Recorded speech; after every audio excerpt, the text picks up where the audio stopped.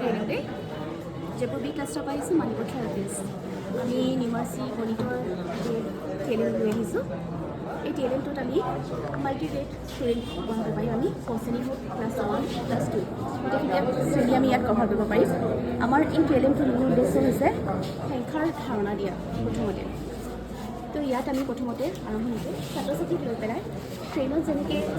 মানুহ উঠে ঠিক তেনেকৈ ছাত্ৰ ছাত্ৰী সহায়েৰে সংখ্যাক আমি ট্ৰেইনত উঠাবলৈ শিকাম তেওঁলোকে নিজে হাতেৰে কৰিব সংখ্যা একক আনি পেলাই তেওঁলোকে ট্ৰেইনত উঠাব হৈ গ'ল এক উঠিলে ঠিক তেনেকৈ একৰ পাছত তেওঁলোকে 2 উঠাব 2 পাছৰ সংখ্যাটোলৈ আহিলে তেওঁলোকে 3 আহিব 3 উঠাব তো ইয়াৰ লগতে তেওঁলোকে ক্ৰমিক সংখ্যাৰ বিষয়ে গম পালে একৰ পাছত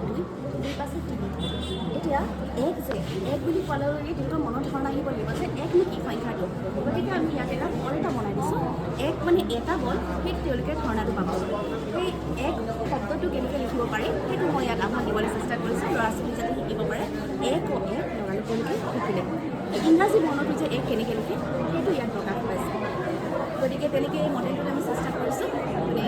গণিতৰ সাধাৰণ সংখ্যাৰ ধাৰণা দিবলৈ ইয়াৰ লগতে আমি বহুতখিনি দিব পাৰিম ৰঙৰ ধাৰণা সময়ৰ ধাৰণা মানে পইচাৰ ধাৰণা ইংৰাজী সংখ্যাৰ ধাৰণা শ্বেপো হৈ যাব শ্বেপো আহিছে শ্বেপো দিছোঁ এইটো কাৰণে আমি কাৰ্ডখিনি বনাইছোঁ তেনেকৈ শ্বেপত বৰ্গ ত্ৰিভুজ আয়ত আৰু আপোনাৰ চাৰ্কেল বৃত্ত তো চেষ্টা কৰিছোঁ যাতে এই মডেলটো চাই পেলাই তেওঁলোকে গোটেইখিনি বস্তু ৰিকল কৰিব পাৰে এট্ৰেক্টিভ হৈছে ন ল'ৰা ছোৱালীয়ে এইবিলাক ৰং বিৰংগী বস্তু চাই ভাল পায় লগতে ৰেলৱে ষ্টেচনৰ এটা আমি তাত এটা প্লেটফৰ্ম ক্লাছিক আহি ৰখিছে